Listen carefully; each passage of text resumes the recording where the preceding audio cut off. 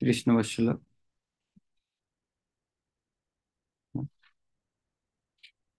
হুম।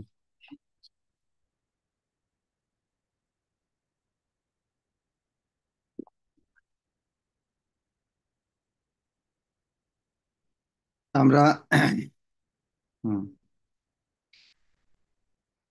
29 পর্যন্ত পড়েছিলাম, আজকে 30 নম্বর শ্লোক পড়ব। অস্মাৎ লোকাৎ উপরতে ময়ি জ্ঞানম মদাশ্রয়ম অরতি উদ্ধব এব অধ্যা সম্প্রতি আত্মবতম বর।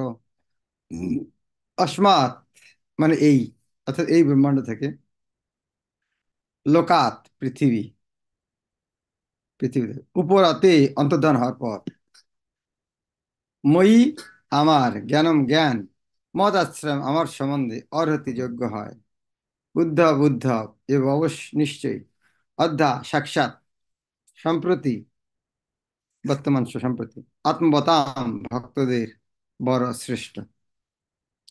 আমি এই জড়জগতের দৃষ্টি থেকে অপ্রকট হলে আমার শ্রেষ্ঠ ভক্ত উদ্ধবই কেবল আমার সম্বন্ধে তত্ত্বজ্ঞান সম্যকভাবে অবগত হওয়ার যোগ্য হবেন।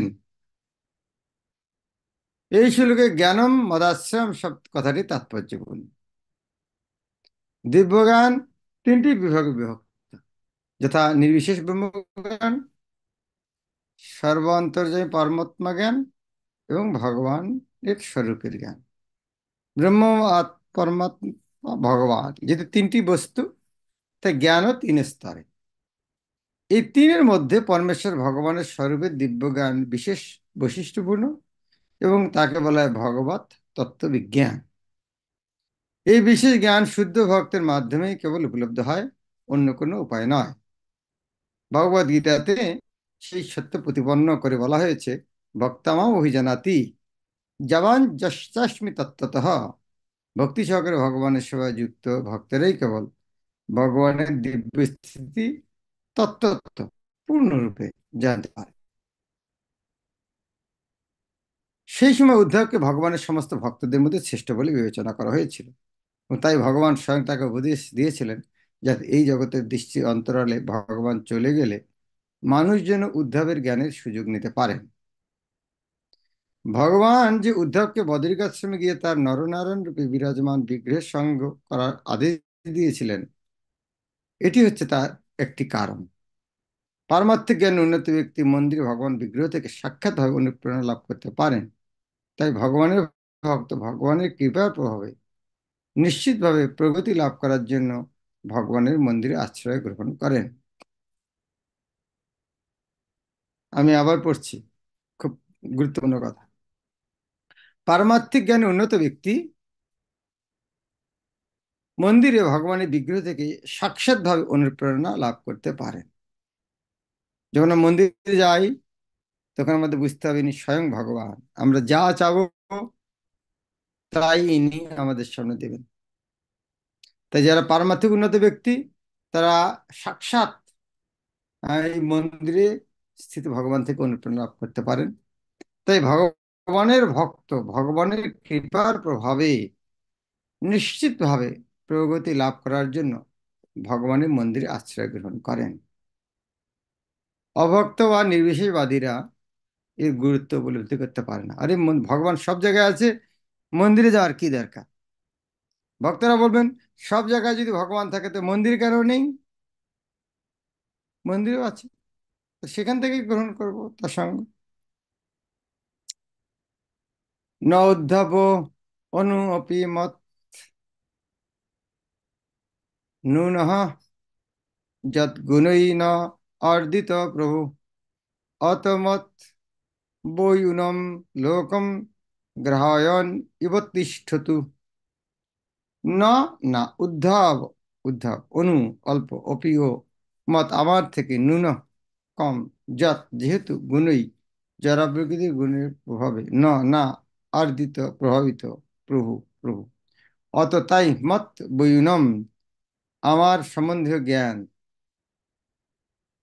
লোকম জগৎ, গ্রাহায়ন বিতরণ করার জন্য, ইহ তিষ্ঠতু, এই জগতে অবস্থান করুন। প্রশ্ন কি ছিল আগে? প্রশ্ন ছিল উদ্ধবের যে ভগবান নিজেও চলে গেলেন, তার বংশের সবাইকে নিয়ে গেলেন, উদ্ধব কি করে থাকলেন? তার উত্তর হচ্ছেন, ভগবান বলছেন, উদ্ধব আমার থেকে কোনো অংশেই কম নয়, কেননা তিনি কখনো জড়া প্রকৃতির গুণের দ্বারা প্রভাবিত নন। তাই তিনি ভগবত তত্ত্বজ্ঞান বিতরণ করার জন্য এই জগতে অবস্থান করুন। হুম। ভগবান জানেন যে তিনি চলে গেলে এই দুনিয়া একটু অসুবিধা হবে, কিন্তু তাকে তো যেতে হবেই।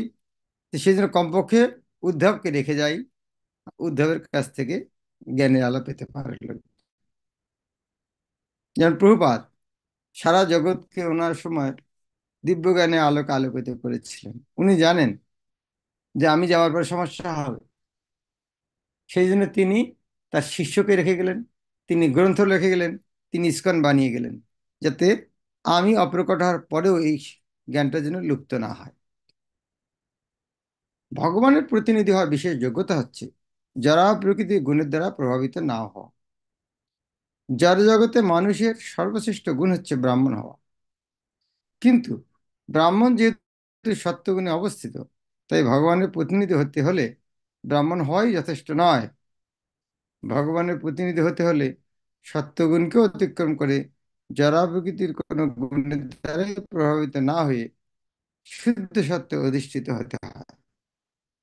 অপ্রাকৃত গুণের এই শুদ্ধ সত্য স্তরকে বসুতে বলা হয়, এবং এই স্তরে ভগবত তত্ত্বজ্ঞান নির্ধারণ করা যায়। ভগবান যেমন জড়া প্রকৃতির গুণের দ্বারা প্রভাবিত হন না, তেমনি ভগবানের শুদ্ধ ভক্ত প্রকৃতির গুণের দ্বারা প্রভাবিত হন না। ভগবানের সঙ্গে একাত্ম হওয়ার এটি হচ্ছে প্রাথমিক যোগ্যতা। যিনি এই অপ্রাকৃত যোগ্যতা প্রাপ্ত হয়েছেন তাকে জীবন মুক্ত বলা হয়, যদিও তিনি আপাত দৃষ্টিতে জড় অবস্থাতেই রয়েছেন। যিনি ভগবানের অপ্রাকৃত প্রেমময়ী সেবা নিরন্তর যুক্ত, তিনি এই মুক্ত অবস্থা প্রাপ্ত হয়েছেন। ভক্তি রসামৃত সিন্ধুতে বলা হয়েছে, ইহা যস্য হরের দাস্য কর্মণা মনসাগিরা নিখিলেষু অপি অবস্থাসু জীবন মুক্ত শৌচ্যতে। যে ব্যক্তি তার কর্ম, মন এবং বাক্যের দ্বারা কেবল ভগবানেরই অপ্রাকৃত প্রেমময়ী সেবা করেন, তিনি আপাত দৃষ্টিতে জড়জগতের বদ্ধ অবস্থাতে রয়েছেন বলে মনে হলেও প্রকৃতপক্ষে মুক্ত আত্মা। উদ্ধব এইরকম অপ্রাকৃত স্তরে অধিষ্ঠিত ছিলেন, তাই ভগবান এই জগৎ থেকে অপ্রকট হওয়ার সময় তাকে তার প্রতিনিধি হওয়ার জন্য মনোনীত করেছিলেন। ভগবানের এই প্রকার ভক্ত কখনো জড়জাগতিক বল, বুদ্ধি, এমনকি বৈরাগ্যের দ্বারা প্রভাবিত হন না। ভগবানের এই প্রকার ভক্ত যারা প্রকৃতির সব রকম আঘাত সহ্য করতে পারেন, এবং তাই তাকে বলা হয় গোস্বামী। এই প্রকার গোস্বামী কেবল ভগবত প্রেমের দিব্য রহস্য উদ্ঘাটন করতে পারেন।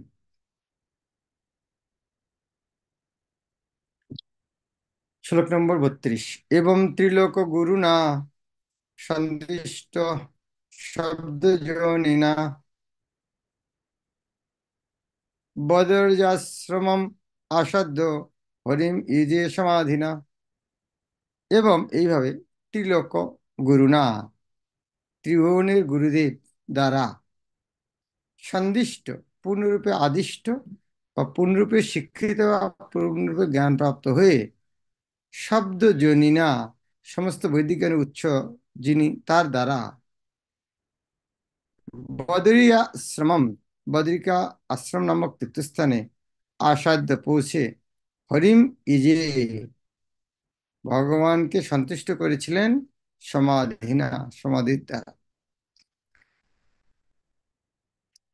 সুখদেব গোস্বামী মহারাজ পরীক্ষিতকে বলেছিলেন যে সমস্ত বৈদিক জ্ঞানের উৎস এবং ত্রিলোকের গুরু পরমেশ্বর ভগবান শ্রীকৃষ্ণ কর্তৃক আদিষ্ট হয়ে উদ্ধব বদ্রিকা আশ্রম তীর্থে উপস্থিত হয়েছিলেন এবং ভগবানের সন্তুষ্টি বিধানের জন্য সমাধিমগ্ন হয়েছিলেন। ভগবান শ্রীকৃষ্ণ বস্তুত ত্রিলোকের গুরু এবং তিনি হচ্ছেন সমস্ত বৈদিক জ্ঞানের মূল উৎস, কিন্তু বেদের মাধ্যমে পরম সত্যের সবিশেষ রূপ উপলব্ধি করা অত্যন্ত কঠিন। পরমেশ্বর ভগবানকে পরম সত্যরূপে জানবার জন্য তার ব্যক্তিগত নির্দেশ প্রাপ্ত হওয়া প্রয়োজন। ভগবদ্গীতা হচ্ছে এই অপ্রাকৃত জ্ঞানের সারমর্ম। ভগবানের কৃপা ব্যতীত কেউই পরমেশ্বর ভগবানকে জানতে পারে না। শ্রীকৃষ্ণ যখন এই জগতে বিরাজমান ছিলেন, তখন তিনি অর্জুন এবং উদ্ধবের প্রতি এই কৃপা প্রদর্শন করেছিলেন। নিঃসন্দেহে কুরুক্ষেত্রের রণাঙ্গনে ভগবান ভগবদ গীতা উপদেশ দিয়েছিলেন শুধু অর্জুনকে যুদ্ধে অনুপ্রাণিত করার জন্য, এবং ভগবদ গীতার সেই অপরাকৃত জ্ঞান পূর্ণ করার জন্য তিনি উদ্ধবকে উপদেশ দিয়েছিলেন। ভগবান চেয়েছিলেন যে ভগবান চেয়েছিলেন যে জ্ঞান তিনি ভগবদ গীতায় বলেননি, সেই জ্ঞান যেন উদ্ধব বিতরণ করে। যারা বেদের বাণীর প্রতি আসক্ত, তারা এই শ্লোক থেকে জানতে পারবেন যে ভগবান হচ্ছেন সমস্ত বৈদিক জ্ঞানের উৎস। যারা বৈদিক শাস্ত্র অধ্যয়ন করার মাধ্যমে পরমেশ্বর ভগবানকে জানতে অক্ষম, তারা ভগবত তত্ত্বজ্ঞান লাভের জন্য উদ্ধবের মতো ভক্তের শরণ গ্রহণ করতে পারেন। ব্রহ্মসংহিতায় বলা হয়েছে যে বেদের মাধ্যমে পরমেশ্বর ভগবানকে জানা অত্যন্ত কঠিন। বেদেষু দুর্লভম কিন্তু অদুর্লভম আত্মভক্তি। শুদ্ধ ভক্তির মাধ্যমে ভগবানকে লাভ করা যায়। তাই বেদে বলা হচ্ছে কি, বেদে মাধ্যমে তাকে জানা কঠিন, কিন্তু উদ্ধবের মতো শুদ্ধ ভক্তের কাছ থেকে তাকে অনায়াসে জানা যায়। বদরিকা আশ্রমের মহর্ষিদের প্রতি কৃপাপরায়ণ হয়ে ভগবান উদ্ধবকে পাঠিয়েছিলেন তার প্রতিনিধি রূপে তাদের উপদেশ দিতে। এইভাবে অনুমোদিত না হলে ভগবত ভক্তি তত্ত্ব হৃদয়ঙ্গম করা যায় না অথবা প্রচার করা যায় না। ভগবান যখন এই পৃথিবীতে বিরাজ করেছিলেন, তখন তিনি বহু অলৌকিক কার্যকলাপ সম্পাদন করেছিলেন। এমনকি গগন মার্গে বিচরণ করে স্বর্গ থেকে পারিজাত আনয়ন করেছিলেন এবং তার গুরু সন্দীপনী মুনির পুত্রকে মৃত্যুলোক থেকে ফিরিয়ে এনেছিলেন। উদ্ধব নিশ্চয়ই অন্যান্য গ্রহলোকে জীবনের স্থিতি সম্বন্ধে অবগত ছিলেন এবং সমস্ত ঋষিরাও সেই সম্বন্ধে জানতে উৎসুক ছিলেন, ঠিক যেমন আমরা অন্তরিক্ষের অন্যান্য গ্রহলোক সম্বন্ধে জানতে ইচ্ছুক। উদ্ধব কেবল বদ্রিকা আশ্রম মহর্ষিদের কাছেই নয়, নরনারায়ণ বিজ্ঞের কাছেও বার্তা বহন করার জন্য নিযুক্ত হয়েছিলেন। এই বার্তা অবশ্যই বৈদিক শাস্ত্রে বর্ণিত জ্ঞান থেকে অধিক গুহ্য ছিল। ভগবান নিঃসন্দেহে সমস্ত জ্ঞানের উৎস, আর নরনারায়ণ তথা অন্যান্য ঋষিদের জন্য উদ্ধবের মাধ্যমে যে বার্তা প্রেরণ করা হয়েছিল তা নিশ্চয়ই বৈদিক জ্ঞানের অঙ্গ ছিল, কিন্তু তা ছিল অধিক গুহ্য এবং উদ্ধবের মতো শুদ্ধ ভক্তের দ্বারাই কেবল তা প্রেরণ করা অথবা হৃদয়ঙ্গম করা সম্ভব। যেহেতু এই প্রকার গোপনীয় জ্ঞান কেবল ভগবান এবং উদ্ধবেরই জ্ঞাত ছিল, তাই বলা হয়েছে যে উদ্ধব এবং ভগবানের মধ্যে কোনো পার্থক্য নেই। উদ্ধবের মতো প্রতিটি জীব পরমেশ্বর ভগবান শ্রীকৃষ্ণের বার্তাবহক হতে পারেন যদি তিনি ভগবানের প্রতি তার প্রেমময়ী সেবার মাধ্যমে তার অন্তরঙ্গ হতে পারেন। এই প্রকার অন্তরঙ্গ জ্ঞান বিতরণ করার ভার কেবল উদ্ধব এবং অর্জুনের মতো শুদ্ধ ভক্তদের উপরেই ন্যস্ত করা হয়, এবং সেই রহস্য হৃদয়ঙ্গম করতে হয় তাদের মাধ্যমেই, অন্য কোনো উপায় নয়। ভগবানের এই প্রকার অন্তরঙ্গ ভক্তদের সাহায্য ব্যতীত ভগবদ্গীতা অথবা শ্রীমদ্ ভাগবতের জ্ঞান হৃদয়ঙ্গম করা যায় না। শ্রীল বিশ্বনাথ চক্রবর্তী ঠাকুরের মতে এই গোপনীয় জ্ঞান লৌকিক জগতে শত বর্ষ অবস্থানের পর তার মহাপ্রস্থান এবং তার কুলের বিনাশের রহস্যের সঙ্গে সম্পর্কিত ছিল। সকলে নিশ্চয়ই যদুবংশ ধ্বংসের রহস্য জানবার জন্য অত্যন্ত উৎকণ্ঠিত ছিলেন, এবং সেই রহস্য ভগবান নিশ্চয়ই উদ্ধবের কাছে উদ্ঘাটন করেছিলেন, এবং বদ্রিকা আশ্রমে নরনারায়ণ এবং অন্যান্য শুদ্ধ ভক্তদের কাছে তা জানাবার জন্য তিনি তাকে পাঠিয়েছিলেন।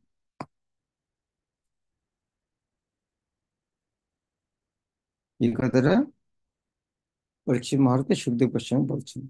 কেন উদ্ধব গেলেন? সবাই চলে গেলেন জগৎ থেকে, উদ্ধব কেন থাকলেন?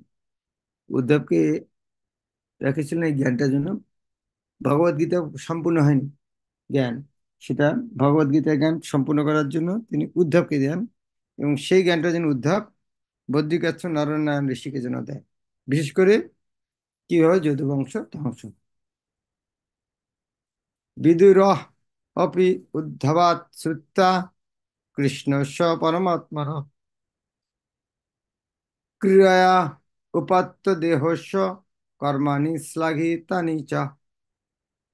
বিদুর বিদুর অপি ও উদ্ধবাৎ উদ্ধবের কাছ থেকে শ্রুত্তা শ্রবণ করে কৃষ্ণস্য পরমাত্মন, যে পরমেশ্বর ভগবান শ্রীকৃষ্ণ যিনি পরমাত্মা, ক্রীড়া এই জগতে তার লীলাবিলাসের জন্য উপাত্ত অসাধারণ ভাবে ধারণ করেছিলেন। দেহস্য দেহে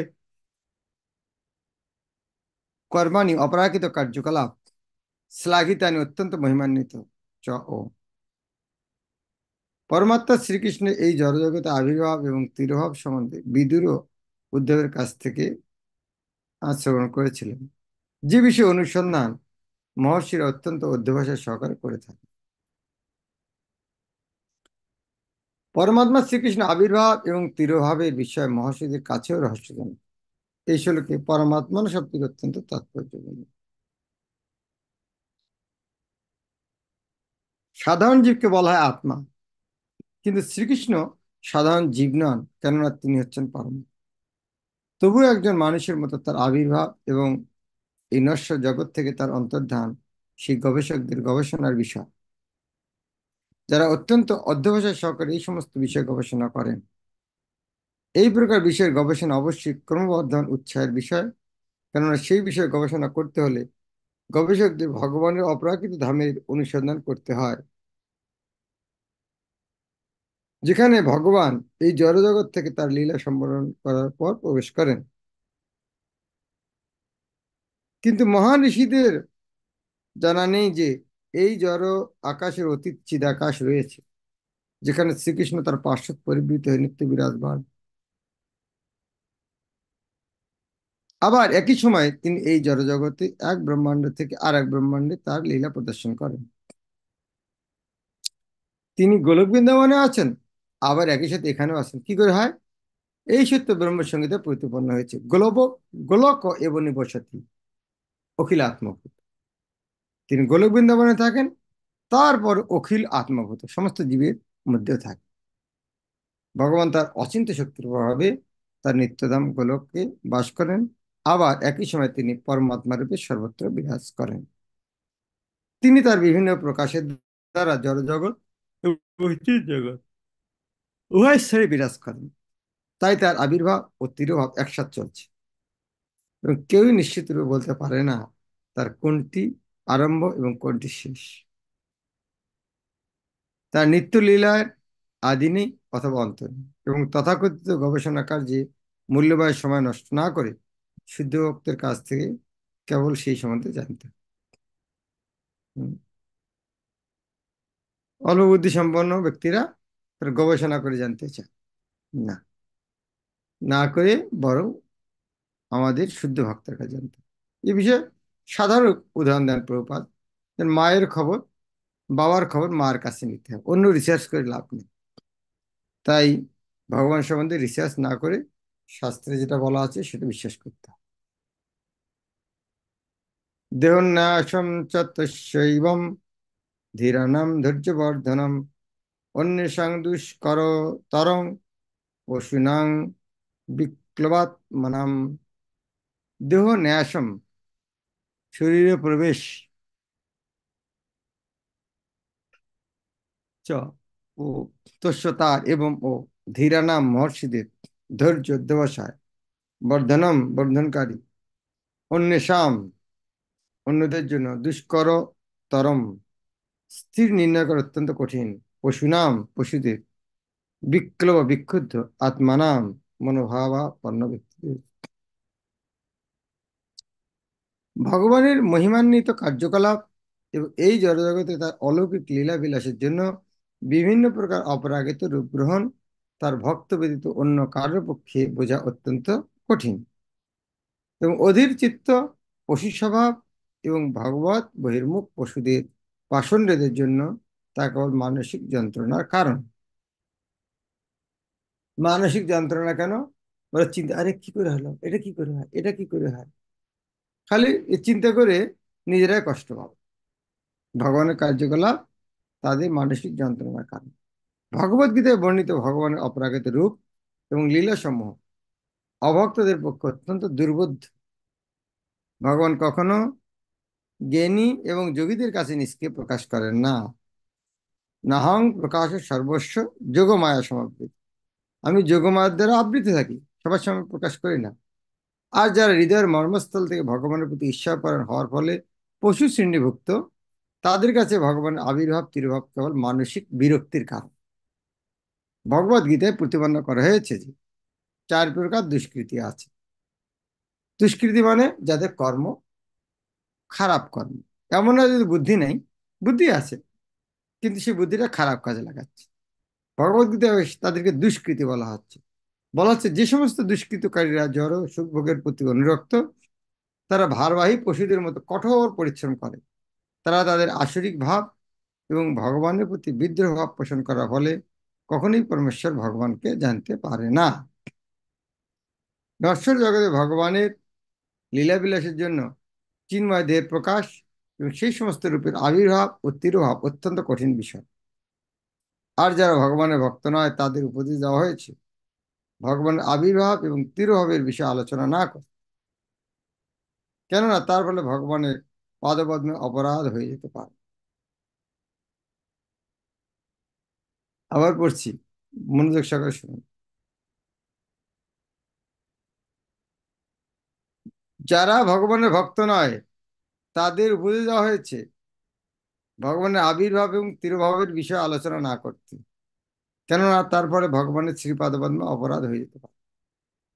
আসরিক ভাবাপন্ন হয়ে তারা যতই ভগবানের অপ্রাকৃত আবির্ভাব এবং তিরোভাব সম্বন্ধে আলোচনা করে, ততই তারা নরকের অন্ধতম প্রদেশে প্রবেশ করে, যা ভগবদ গীতায় বর্ণিত হয়েছে। শ্রীমদ্ ভাগবতের এই শ্লোকে প্রতিপন্ন হয়েছে যে যারাই ভগবানের দিব্য প্রেমময়ী সেবার বিরোধী, তারাই কম বেশি এক একটি পশু মাত্র।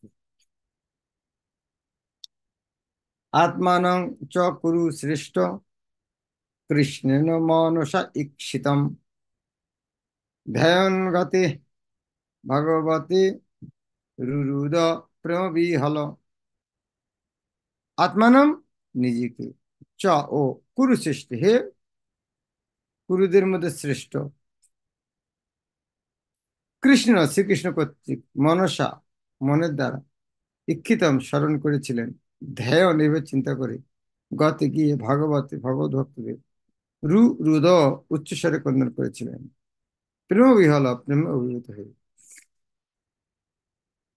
শ্রীকৃষ্ণ যে এই জগৎ থেকে বিদায় নেওয়ার সময় তাকে স্মরণ করেছিলেন, সেই কথা মনে করে প্রেমে বিহল হয়ে উচ্চস্বরে রোদন করতে লাগলেন। হুম। যখন বিদুর শুনলেন উদ্ধবের কাছে যে কৃষ্ণ যাওয়ার সময় আহ উদ্ধবের কাছে শুনলেন কৃষ্ণ যাওয়ার সময় বিদুরকে স্মরণ করেছেন, এটা শুনে প্রেমে বিহ্বল হয়ে আরো উচ্চস্বরে কান্না কান্না করতে লাগলেন বিদুর। ভগবান আমাকে এত ভালোবাসেন, এই জগৎ থেকে যাওয়ার আগে আমার কথা স্মরণ করেছেন। বিদুর যখন জানতে পেরেছিলেন যে পরমেশ্বর ভগবান শ্রীকৃষ্ণ এই জগৎ থেকে অপ্রকট হওয়ার সময় তাকে স্মরণ করেছিলেন, তখন তিনি প্রেমানন্দে বিহ্বল হয়েছিলেন। যদিও তিনি নিজেকে অত্যন্ত নগণ্য বলে মনে করতেন, তবুও ভগবান তার অহৈতুকী কৃপাবশত তাকে স্মরণ করেছিলেন। বিদুর মনে করেছিলেন যে সেটি হচ্ছে তার প্রতি ভগবানের এক মহতী কৃপা, তাই তিনি উচ্চস্বরে রোদন করতে শুরু করেছিলেন। এই ক্রন্দন হচ্ছে ভক্তি যোগের প্রগতিশীল মার্গের চরম অবস্থা।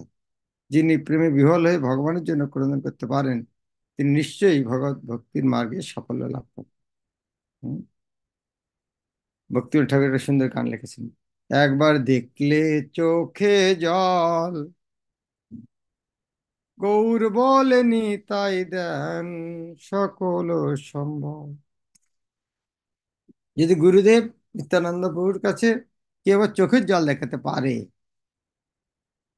হ্যাঁ, তাহলে সে নিত্যানন্দ প্রভু তাকে ভগবানকে দিয়ে দেবে। তার মানে চোখের জলটা খুব দামি, খুব মূল্যবান বস্তু। এই চোখের জলটা অন্যখানে নষ্ট করা উচিত না, শুধু ভগবানের প্রেমের জন্য, ভগবানকে কেনার জন্যই ব্যবহার করা উচিত। কালিন্দা কতিভি সিদ্ধে অহোভি ভরত ঋষভ প্রাপদ্যত সরিতম যত্র মিত্রাসুত মুনি। কালিন্দা যমুনার তটে কতিপয় সিদ্ধে অতিবাহিত করে অহবি দিবস কয়েকদিন যমুনার তটে অবস্থান করে ভারত ঋষভ, হে ভারত বংশের শ্রেষ্ঠ বংশধর, প্রাপদ্যত পৌঁছেছিলেন সরিতম স্বর্গের নদী গঙ্গার জল, যত্র যেখানে মিত্রা আসুত, মিত্রার পূর্ত মুনি ঋষি। হে কুরুশ্রেষ্ঠ, পরম ভগবত বিদুর কয়েকদিন যমুনার তটে বাস করার পর গঙ্গার তীরে গমন করেছিলেন, যেখানে মহর্ষি মৈত্রী বিরাজ মহর্ষি বিরাজ করছিলেন। হুম, এটা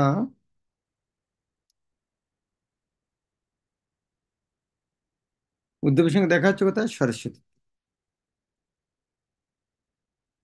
বিদুরে। সেখান থেকে এসে তিনি বলেন যে মৈত্রী ঋষির কাছে যাও। মৈত্রী ঋষির কাছে গেলেন। মৈত্রী ঋষি ছিলেন গঙ্গার তটে। এভাবে মৈত্রীর কাছে গেলেন। ইতি শ্রীমৎ ভাগবতের তৃতীয় স্কন্ধে মৈত্র সঙ্গে বিদুর গমন নামক চতুর্থ অধ্যায়ের ভক্তিগত তাৎপর্য। এরপরে বিদুর মৈত্র সংবাদ চালু হলো। এটা অনেক, হ্যাঁ, বিস্তারিত বিদুর মৈত্র সংবাদ আমরা কালকে থেকে শুরু করবো পরের অধ্যায়। হরে কৃষ্ণ। হরে কৃষ্ণ মহারাজ। মহারাজ, রেজাল্টটা দেখানো হয়নি। হ্যাঁ, দেখেন।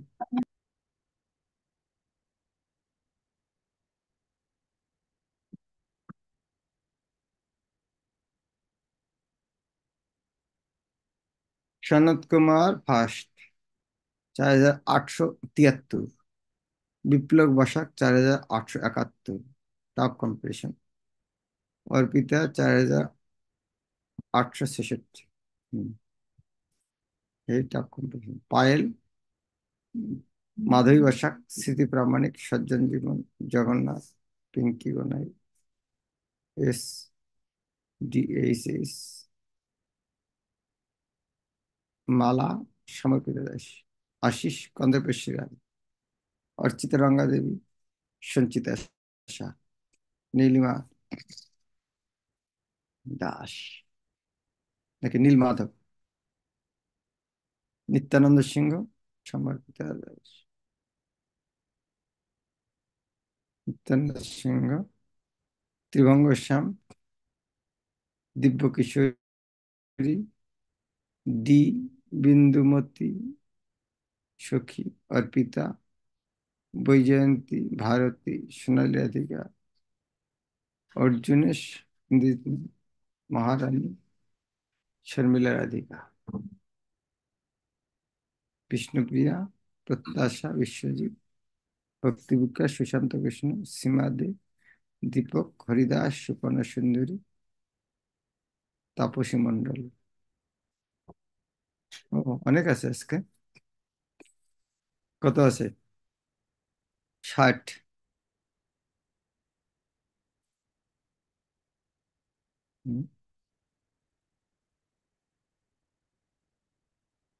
60 জন। Very good. ওকে, बहुत बहुत धन्यवाद। शिला प्रभुपाद।